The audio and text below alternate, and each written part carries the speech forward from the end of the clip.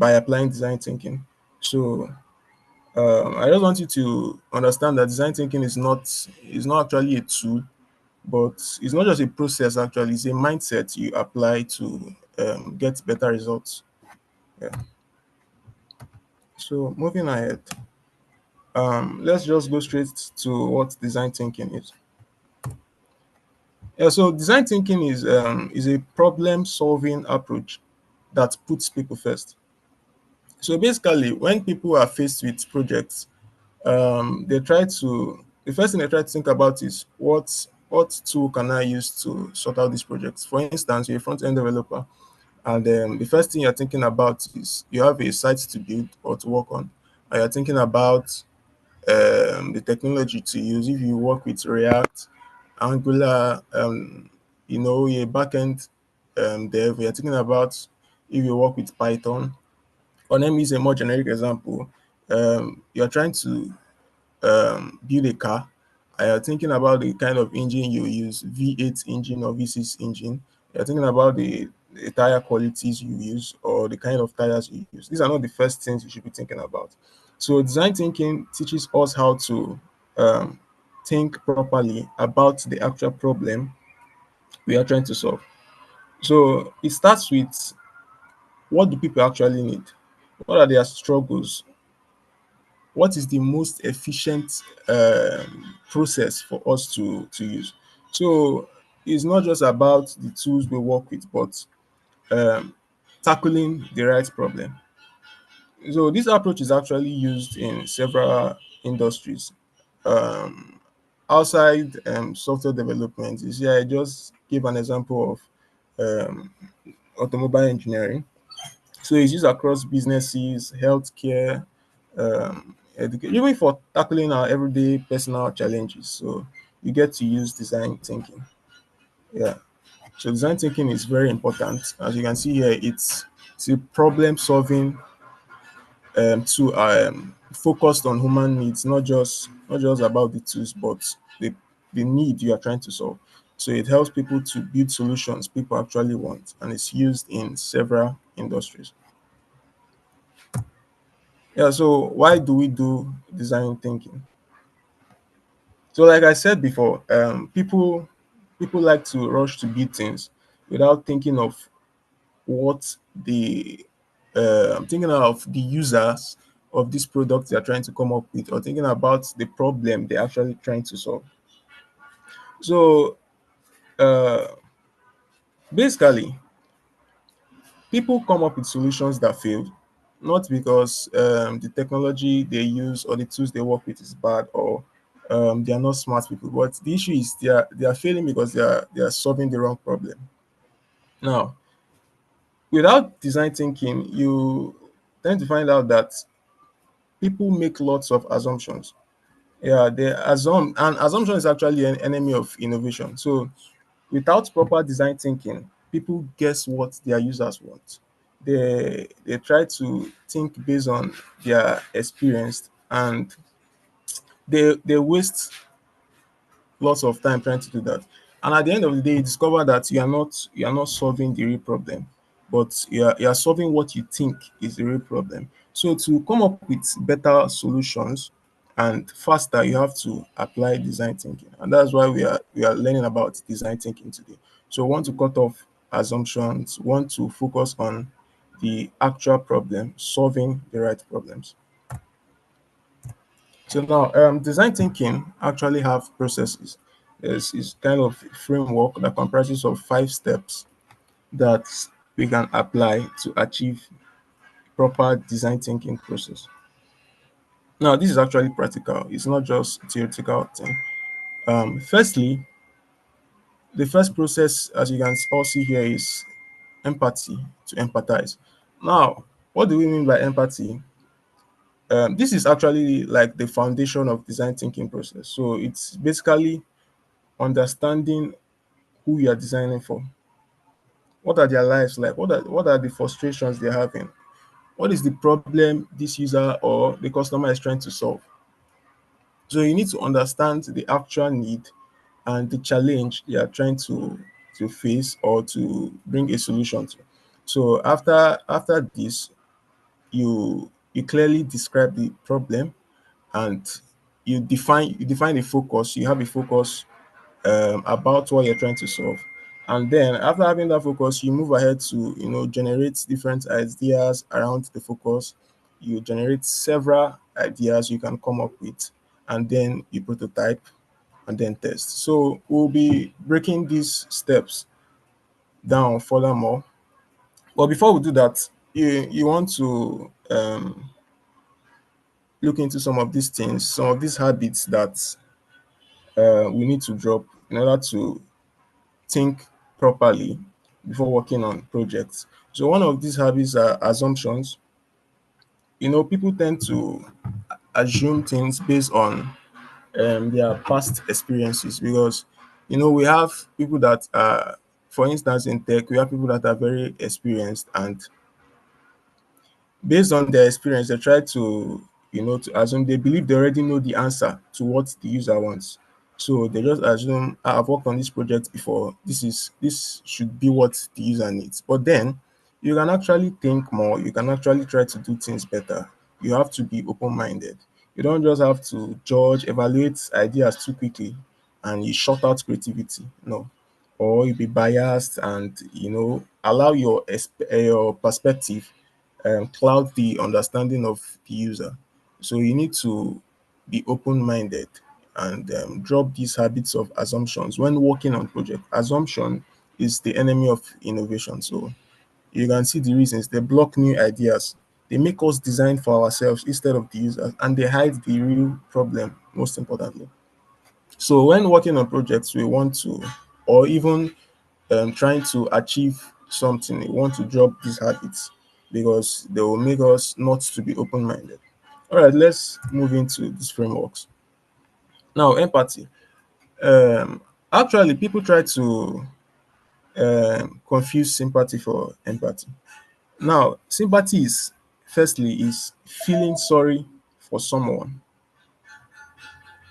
and empathy is feeling sorry or feeling with someone.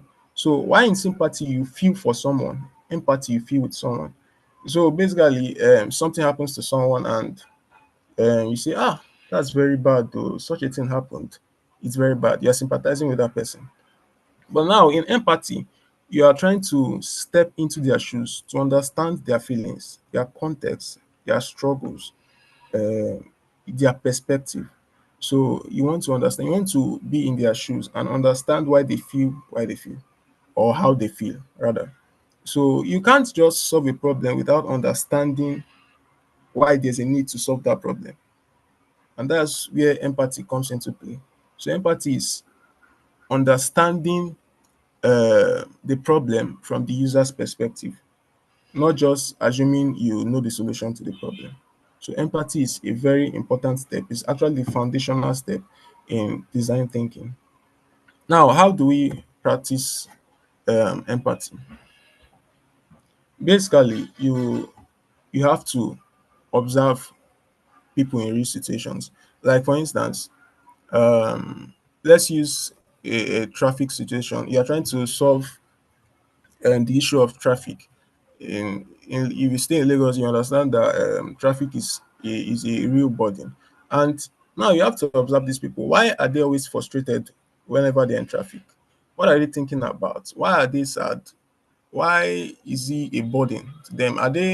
Trying to are they thinking of um, the time they are wasting in traffic? You sometimes you spend about 2 to 4 hours in Lagos traffic, and if you're in Lagos, you'll be able to relate. You spend so much hours, and then okay, so imagine someone leaving work around 4:30 p.m. and you're getting home around 8 9. You just have about 2 hours to spend, 2 to 3 hours. If you have backlog of tasks to do from work, you would have to stay up till around 1 to 2 a.m., and then you have to wake up so early around 4 to meet up, to go out on the road by 5 and get to work before 8. So you see, this is an issue, and you want to be able to talk with them, understand what their frustrations actually is. So you can see at this point, Their frustrations could be, we are spending so much time on the road, we will not be able to meet up with the tasks. We have so many things, we have to catch up with family. You want to, there are other things you want to do, and then um, traffic is stumbling block. So it's a blocker. Now you are actually looking at the actual problem, what their frustration is, not just the fact that there's traffic or you're trying to solve traffic in Lagos, but you are looking at what the frustration actually is. Now that is how we practice empathy. You define the problem exactly. So now when you observe these people, you try to speak with them, hear their perspective, hear what their frustration actually is. You take all this information and you now define the problem. So now, in defining the problem, these are things you want to focus on. You turn those observations into a clear statement. So you say, who has this problem? What is the problem? Who has this problem? People that stays in Lagos. What is the problem? The problem is traffic is taking a lot of people's time, and it stops them from achieving specific things they need to achieve. And why it matters is because it's important for them to do those things. Now we have a simple structure. Um, so user needs a way to do something because they have to achieve something. Okay, I can give another example. Let's say you're a parent and you need an easy way to come up with healthy meals at home. So you now, the user now is the parent, and the parent needs a way to come up with healthy meals. Why? Because he or she wants the family to have more nutritious meals. So the reason is you want your family to eat healthy. So you are looking for an easy way to do that. Now this is how you turn those observations into a clear problem statement. So this is like a template. Now after you have been able to define the problem clearly, you want to move to ideation process. And in ideation process, you try to generate solutions.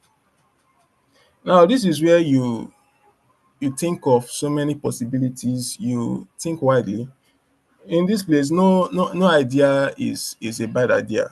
You want to be able to get every single idea. It doesn't matter how weird the idea is, it doesn't matter if you think it's a bad idea, but you want to prioritize quantity over quality here. Yeah, because you are trying to come up with a solution. So you encourage wild, creative, unusual ideas. Sometimes most of the ideas you think these ideas are crazy, those are the ones that would actually spark your interest, give you some of the things you need to work with. So you need as much ideas as you can get. And so yeah, you encourage several ideas, and after this process, move on to prototyping. So in prototyping, you simply want to take these ideas you have and make it into something that's visible, something that you can see. So you build a simple version of your ideas. It can be a sketch, it can be some person, you can use Figma. You can use Figma to represent your ideas, but it can be a simple sketch if you don't know what Figma is. And then it's just a way to represent your ideas visually so you can test it. People can see and know what you are trying to come up with. Yeah, that's why prototyping is important. You just make your idea visible. And then you move to testing. So testing is where you show your prototypes to users, and this is a very important process because this is where you get feedbacks. You ask questions. This is a case whereby you are visible, you are present while these people are reviewing your prototype. You want to quietly watch them and observe. Then you ask them questions like, what was confusing? How would you approach this differently? So you want to get enough feedbacks as much as possible. Yeah, so after getting these feedbacks, obviously there might be things that you have done wrongly. So you want to go back, repeat these steps from scratch again. You want to empathize again. You want to define the new problem, the new focus. You want to ideate more. You want to think of better solutions. So this process is not a linear process. It's something you iterate. You do it over and over. And sometimes people are scared to do things over and over again. But it's very important because doing this going looping over and over again in this phase of building a solution is very important. You don't want to do this loop when you're actually building the main solution. So you want to do this while it's in the testing phase, while you're still coming up with the idea. So you think of different possibilities. You think of so many errors, so many blockers that can come up along the way, and you try to mitigate those things early. So it's very important you do this. So basically, these process I've just listed out are processes you want to repeat and loop over um, to refine what you have and come up with the best solution possible. All right. So we'll move to benefits of design thinking. So basically, at this point, I expect us to, if I should call on one person and say what are the benefits, you should be able to say one or two things about design thinking. So basically, design thinking is just a way to help you come up with solutions that align with real users' needs. So it's it helps you to adopt a better mindset towards working on solutions. So it helps you build empathy, helps you connect with your teams or connect your teams with the customers, and it fosters more user-centric culture. So you dwell more on what the user is trying to solve. Sometimes clients will come and they just have an idea, but then they don't have the idea is not clear yet. They don't really know what they want to do, but they just know they're trying to solve a problem. But it's not clear. Now it's your responsibility as whoever is designing or working on this project to be able to fit yourself into the client's shoe and think deeply of every possibilities, go through these processes, ideate, empathize, test, prototype. These are the things you are now meant to do to be able to come up and find out the actual problem the client is trying to solve. So it actually encourages creative thinking. It builds so many aspects of personal life. It reduces wasted effort, and yeah, it leads to creating more useful solutions and better solutions. You find out that you solve problems better, you approach them better, and you come up with better solutions. Why? Because you are now open minded. You are not assuming things. You are not rigid. You are open to new ideas, new things, and you find out you come up with better solutions than you have been doing before. Yeah, so these are the benefits of design thinking. And like I said before, design thinking is applicable to several industries, not just software development or development as a whole. You can use it in business, in education, in tackling everyday's problem. Yeah, you can actually use it to organize your day, organize maybe you're planning a trip. You can actually use it to organize that trip. Anywhere humans have a need, you can apply this process and it will aid you in coming up with better solutions. So design thinking is actually beyond tech. It's not just about tech. The right way to think. Yeah, you focus on the problem rightly. All right. So key takeaways. If there's nothing you remember from today's lesson, I want you to remember these things. Um, Whenever you're working on a solution, you start with people and not solutions. What do I mean? You have to fall in love with the problem and not just your idea. You fall in love with the problem. You identify the problem and fall in love with it. You find out that the more you dwell on a problem, the better solutions you get.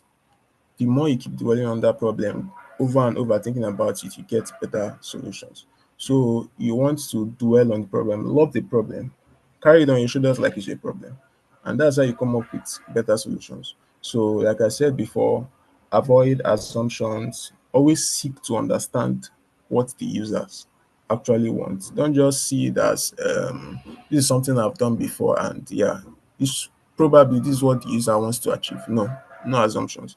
So think in steps, design thinking is an iterative process. You want to do things over and over again to get the best result. Yeah.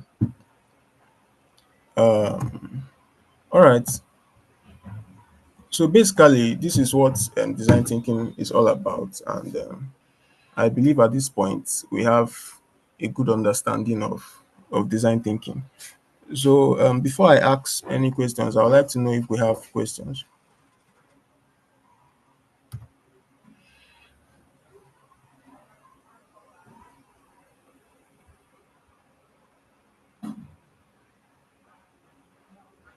Do we have questions? Probably about the frameworks. Whatever question you have. Oh, good morning, sir. Yeah. Good morning. Um, so my question is not concerning the lecture actually, Okay. because this is my first time of attending the lecture. The guy that commented on Slack that have been unable to join any standard. Okay. Okay. I Yes. think that question is for Miss Olabisi. Yeah, yeah, for him. So I want to know if this is another stand-up Okay. session. No. No. No. This is not a stand up. It's knowledge development section. Your team stand up happens after the KD section, and I think information about that has been posted on Slack. So the So thing is, I don't see any like uh, information concerning it. And have I you been added to the Slack platform? Yeah, Mr. Olabisi sent a thing on Wednesday. I tried to join using the link. The link was not working. Then we tagged Mrs. Ejiro to drop the link, but she failed to do that. So, sure, this week I'm here to join any stand-up session. So when I saw this link, I just decided to join. I don't even know what's about. Okay, so basically, this is a section where people come to share knowledge about their what they work on, about their stack, or about what they know, and that's what happens here. But you can reach out to Ms. Olabisi again and explain your issue to her. I think she's not on the call right now. I don't think she's here, so you can actually reach out to her, and she'll explain better to you. Thank you. Yeah. All right. Are there any more questions? Good morning, Joshua. Good morning, Oh, Elimat. thank you for the presentation. That was really good one. Yeah. And I don't have question, just a comment. Okay. I believe, please, how can we have access to your slides? Because I Uh, seem to know what you presented. all right. I would. Okay, the slide is on the KD channel. If you're on the KD channel, you can do that. Or I'll just share it here. I'll share it Okay, here. please do. Yeah. do. All right. I'll do Thank you. that. All right. Thanks for the presentation. Yeah. You're welcome. All right. Then let me just ask one or two questions. So it says here, what's a problem you faced previously or you are currently facing at work or elsewhere that you think could benefit from this design thinking approach? Is there any problem you have faced previously or a problem you're facing now that I think if you apply design thinking, you'd you'd come up with a better solution?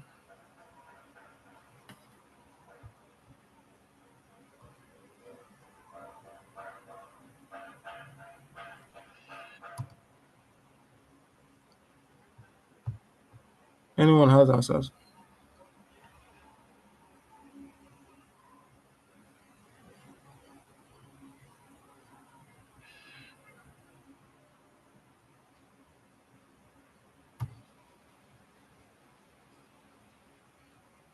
Yeah. Um, from my own end, though I can't say more, but the only thing I can say is I seem to be an environment where the workers are having issue with their customers. Yeah. Though I want to give them a solution on how to resolve it. But what one of my takeaway from your presentation is you understanding the needs, thinking from their own, thinking like my colleagues that were having issues with their customer, and thinking from the customer hand, so you can know how to improvise a solution to it. So that's one of them. That's how I think I can apply this design thinking approach. Okay, thank you so much, Alimat. You are very correct. You if you try to think about the client's issues, the user's needs, you would actually approach the problem rightly using design thinking approach. So that's a very nice one from you. Thank you so much. Um, all right. The next one says, where do you see assumptions causing the most trouble in your current project? I believe most of us have made assumptions that led to issues.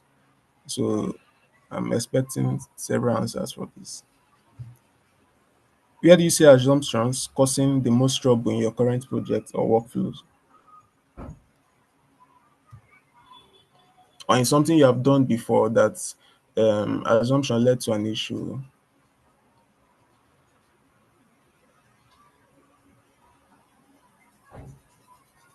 You can share with us so we can learn from it.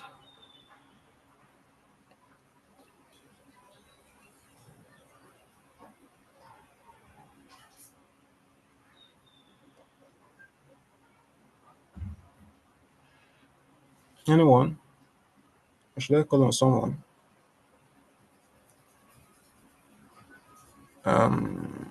Okay. I think I'll have to call on somebody. Um,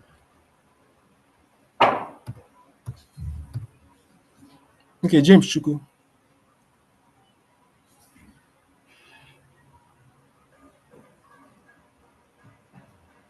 James Chuku, can you hear me?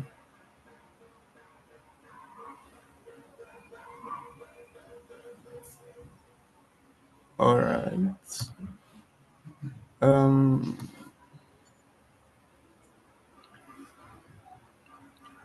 Ogunla the Enoch.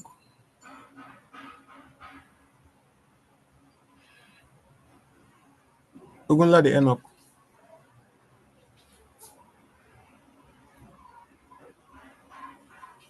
Enoch, can you hear me?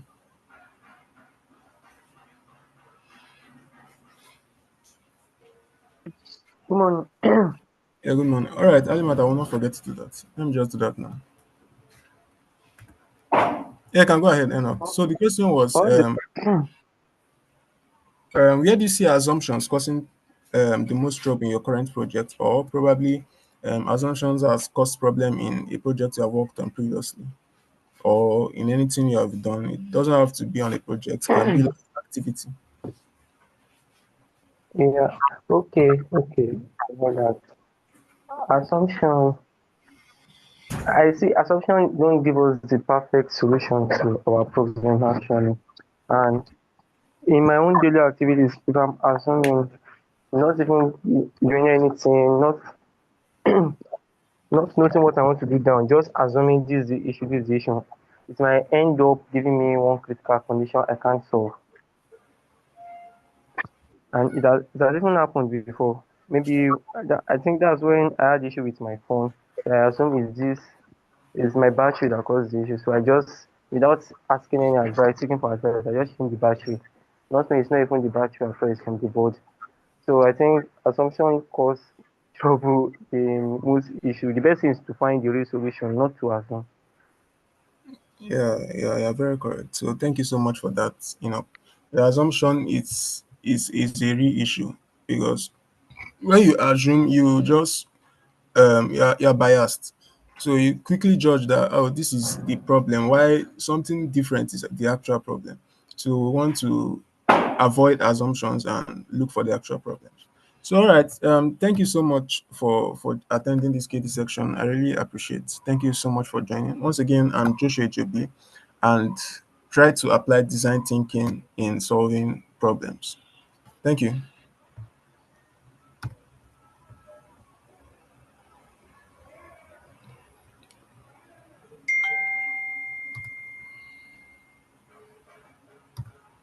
All right, I think that's all from me. Um,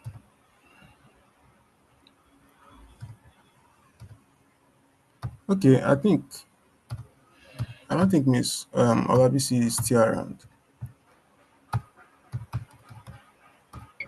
All right, then we have come to the end of today's KD section.